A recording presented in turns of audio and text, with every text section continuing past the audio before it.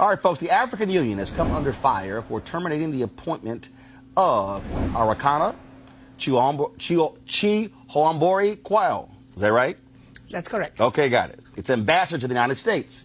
Now, a spokesperson for the AU chairman's office says that she has come to the end of her political appointment after spending 3 years in the position, but her supporters believe that she is being punished for her views. Joining us now for an exclusive interview about her dismissal is the former AU ambassador to the United States. So, okay, you were appointed 3 years ago. Who appointed you?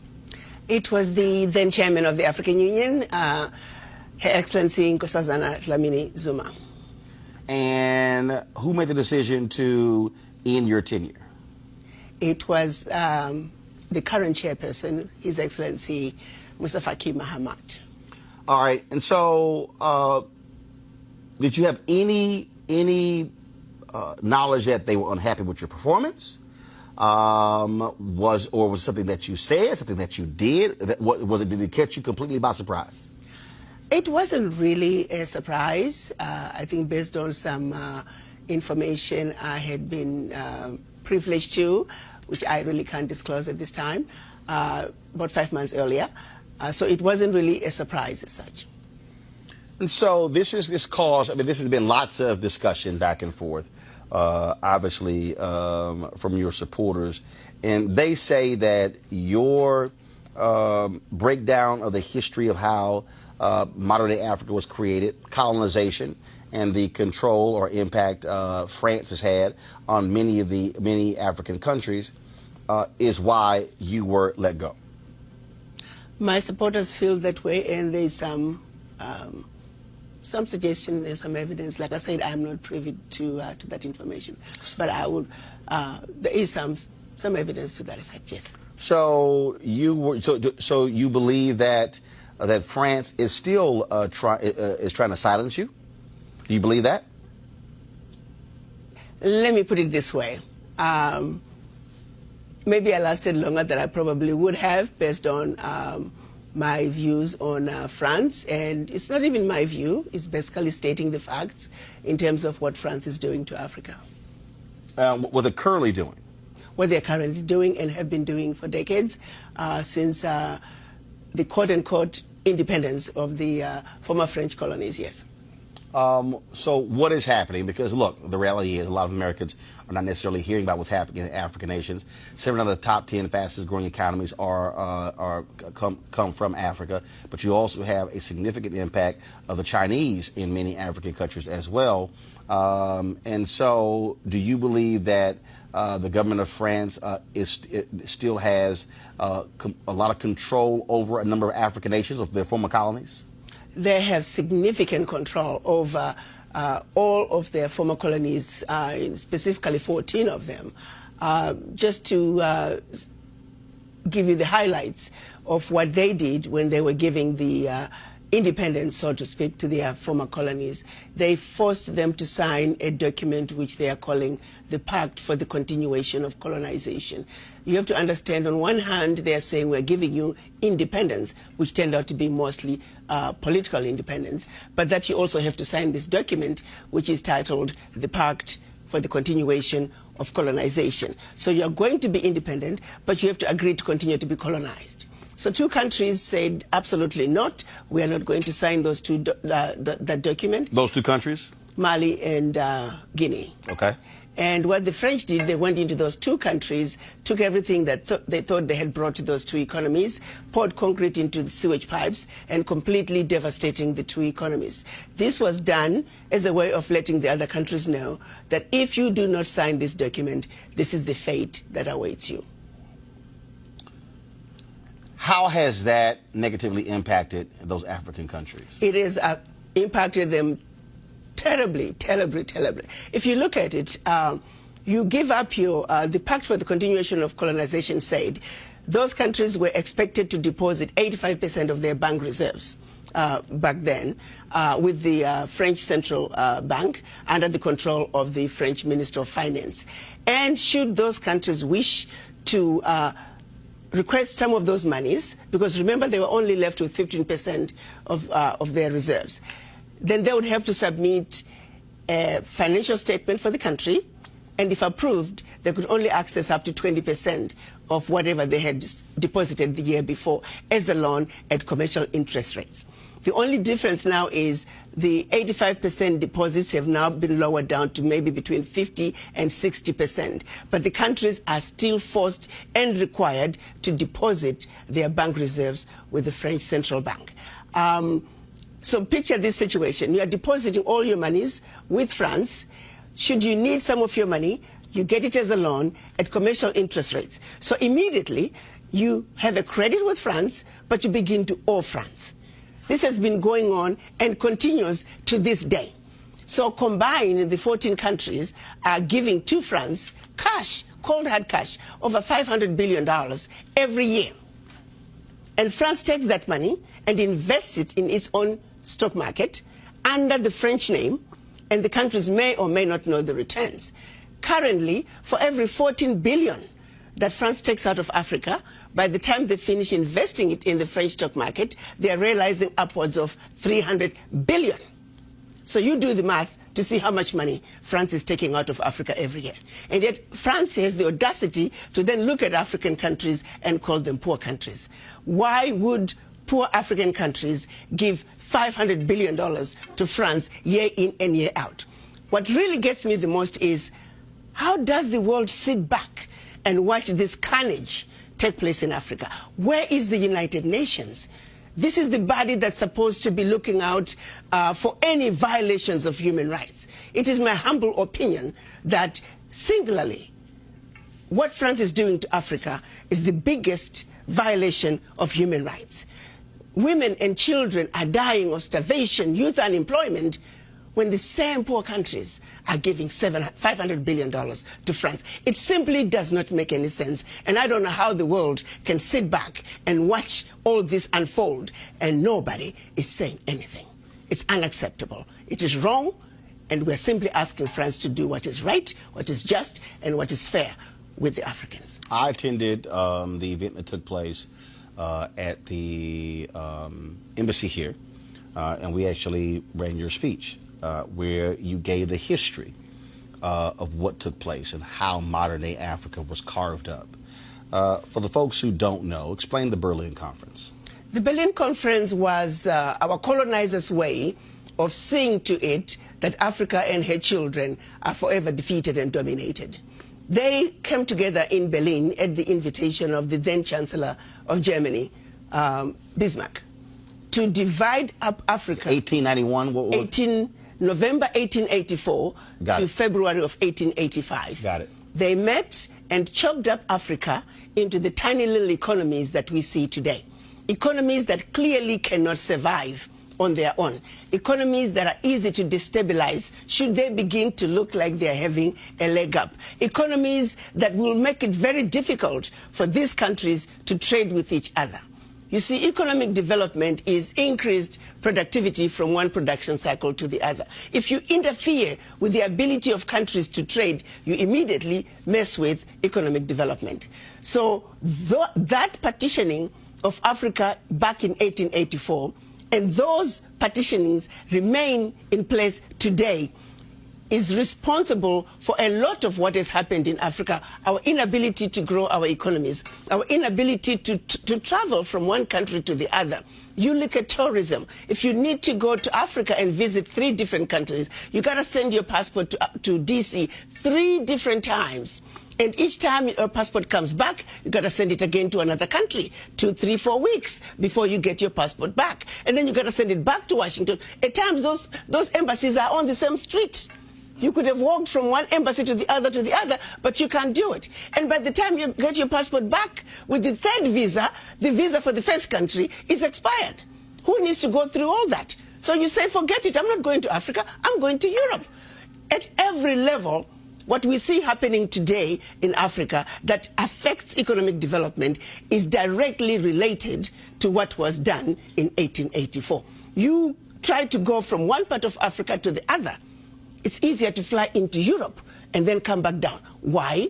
A lot of the airspaces were closed. All of it, thanks to the Berlin Conference. So people don't realize that that decision has everlasting implications on what goes on in Africa, and at the end of the day, it crystallizes down to our failure to grow our economies, because it is very expensive to do business from one country to the other. So I'm going to Ghana in December. So if I'm in Ghana and I want to fly to Nigeria or go to Kenya, what's that process? Nigeria is almost impossible because it's going to take you a while to get a visa to go to Nigeria. I'm not so sure about Kenya, but again, you need a visa to those countries. But if I was in France and I wanted to go to Germany, or I wanted to go to another European country, as a U.S. citizen with a U.S. passport, you're fine. You can just go. If you're from another country, you can actually just apply for what they call a Schengen visa. A Schengen visa allows you to travel throughout Europe. One visa will allow you to travel throughout Europe.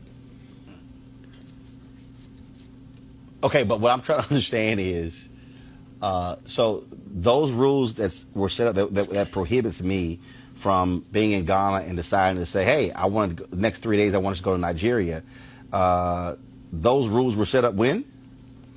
Those rules were set up back in 1884. However, we as African leaders now are beginning to realize that we need to do something about this. So a lot of them now, within Africa, we have what we're calling visa on arrival, where you show up at the borders and you can apply for a visa and you get it. But not all countries are doing visa on arrival. So you have to check the website of every country to see what, for your particular passport, what are the visa requirements.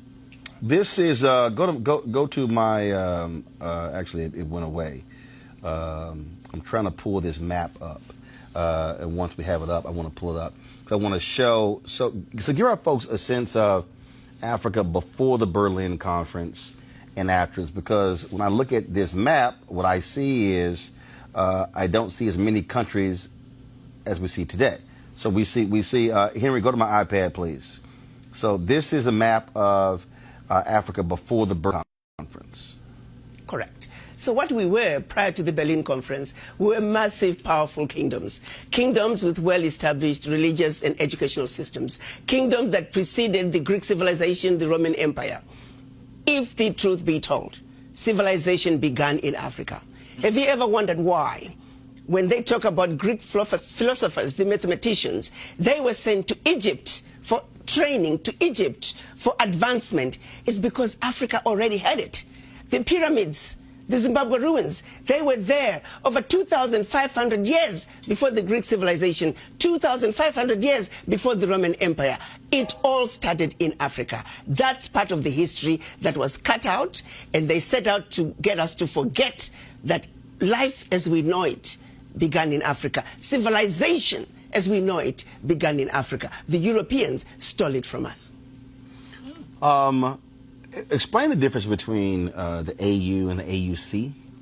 The African Union is the membership of all the 55 African heads of states.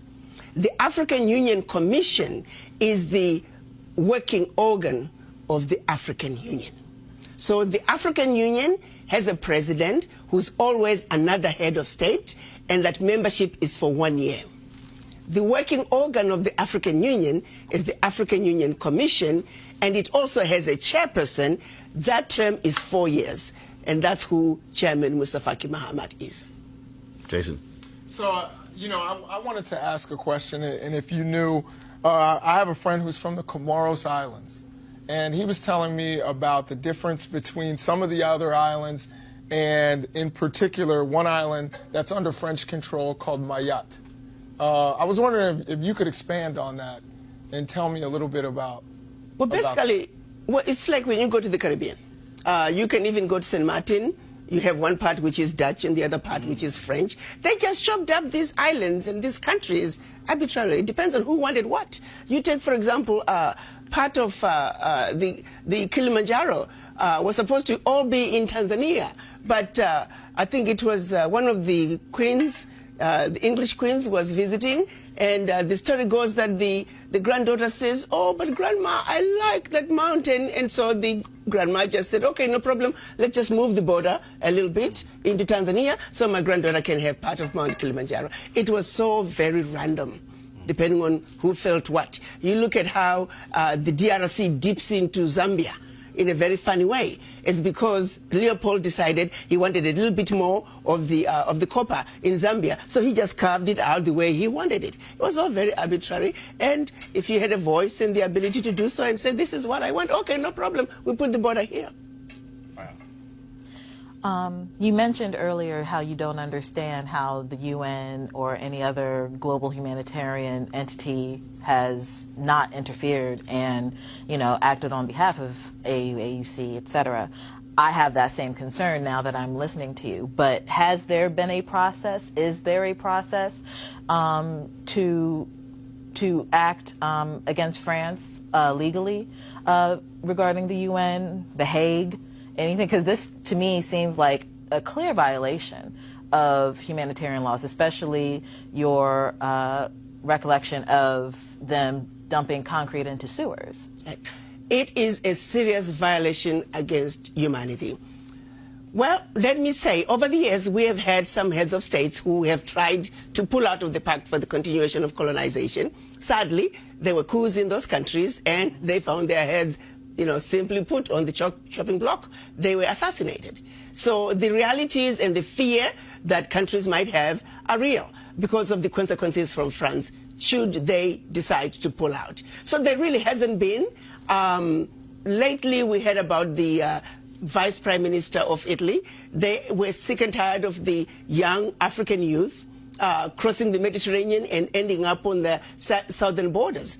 And so they challenged France and said, "Listen, next time we receive these refugees, we are going to bring them to France because you are the one who's taking all those funds out of Africa. That's why African economies cannot develop themselves because of what France is doing in Africa." So, but there hasn't been a coordinated effort to really say, "France, enough is enough. You have got to stop this." And I think, as a black woman, as a mother, I'm at a point where I've had enough.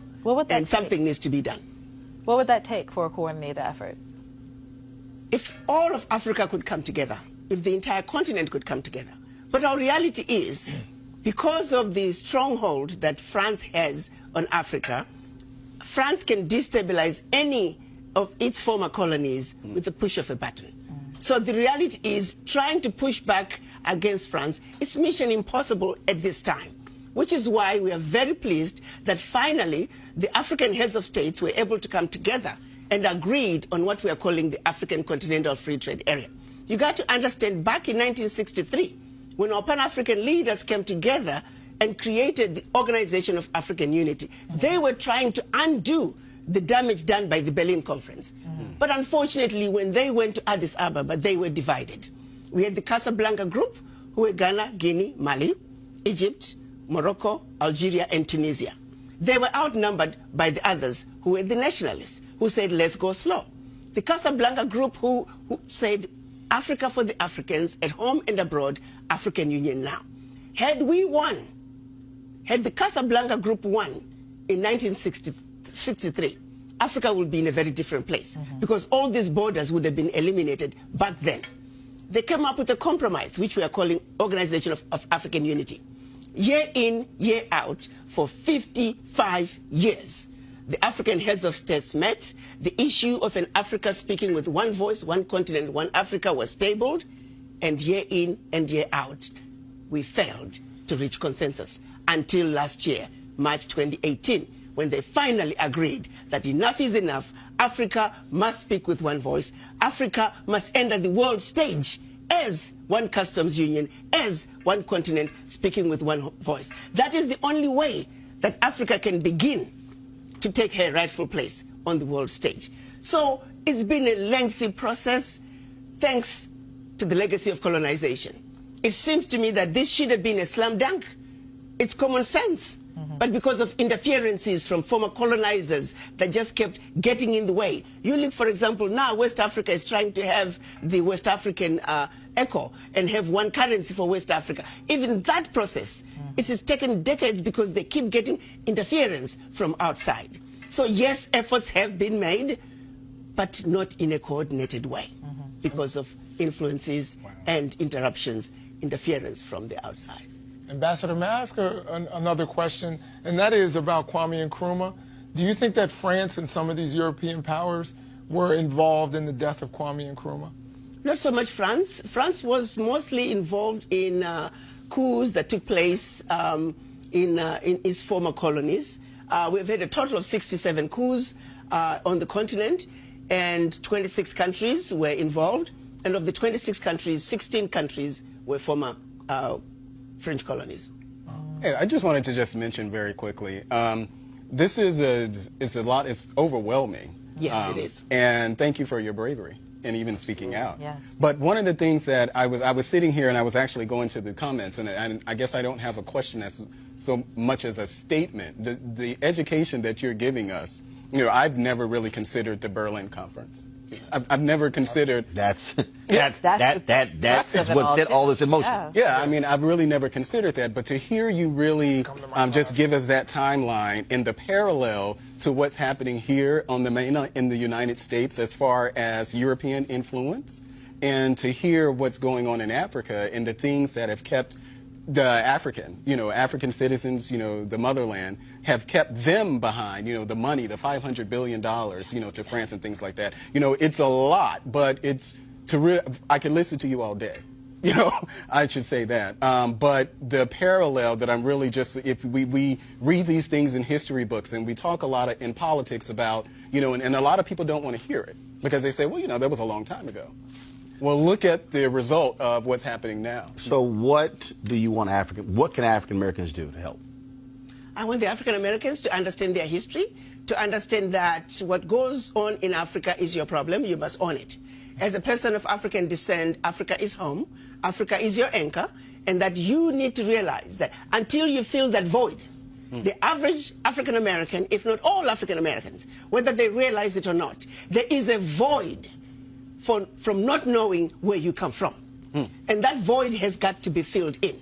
It is a void that is very in the subconscious, deep in your subconscious. First, you must realize that void is there. African Americans and descendants of former slaves around the globe, they are the only ones who struggle with the issue of where do I come from. I had a conversation with one of my girlfriends, an African American, about 7 years ago. And I honestly can't believe that in my old age and all these years that I've lived in this country, it had never occurred to me that the issue of where do I come from is an issue. Because I've never had to ask myself that. Until one day I'm having a conversation with her and she just looked me straight in the face and says, those of you from the continent, you never have to deal with the issues that we deal with as African Americans. The simple issue of where do I come from? And for a split second, I stopped and I put myself in her position to say, I wonder what it feels like to not know where you came from. I had this overwhelming sadness and I quickly snapped myself out of it. Now, can you imagine living in that sadness of just not knowing where you come from? Can you imagine? And since then, I have been looking for it when I interact with my African American friends. I remember one time we had an event and this top executive was one of the speakers, but she spoke after me and I talked about this void and the need to reconnect. She started encountering an experience she had while just on a retreat with co-workers. And everybody was talking about where they come from. I'm German American, I'm Irish American. And as they were getting closer to her, it dawned on her that she didn't know where she came from. And she didn't know what she was going to say. And right there on the stage, she broke down. I mean, she could not stop sobbing. I had to go on the stage to hug her because she said, I didn't come here to break down. She never realized that there was this void that was so painful. But because of the environment we were in, she was able to go there. And once she got there, her feelings, she was able to express her feelings. So I want the African Americans to know that Africa is home. That what is going on in Africa is your problems and you must get involved. Until you reconnect with your anchor, which is Africa, you'll always be like a palm tree When the wind blows this way, here we go. When the wind blows that way, here we go. Africa is home. Accept it. It is who you are. Your DNA is the DNA of an African. Your DNA is the DNA of originality. You are the origin of humanity, and Africa is home. Reconnect. The African heads of states, they agreed on a decision this year which they called ARA 400. ARA standing for return, 400 standing for the 400 years. They declared once and for all that descendants of former slaves, Africa is their home, and that you must come home. Understand that you are welcome, and don't let anyone make you believe that your suffering was worse than those who stayed on the continent. Do you believe seriously that where they took your forefathers, they left a bed of roses? They left a land of milk and honey? The answer is no. Look at what Leopold did in the Congo. Over 75% of the population was killed. Look at what the British did to the Kikuyu. Look at what the Germans did in Namibia. The carnage continued. And to this day, actually, the carnage in Africa continues. The colonizers have never left Africa. They must get out of Africa. Whatever it takes to get the colonizers to treat Africa fairly, we are simply asking what anybody else on earth would be asking for, to be treated fairly and for them to do the right thing. What's next for you? Well, I'm going to continue with the movement. I think we, people of African descent, must understand that Africa is home. But on my priority is to see to it that France abolishes the Pact for the Continuation of Colonization. We, the poor African countries, can no longer continue to give billions of dollars to France. That has got to stop. And if it is the last thing that I do before I die, I will stay on it until it's done. Ambassador Chihombori-Quao, we appreciate it. Thank you so very much.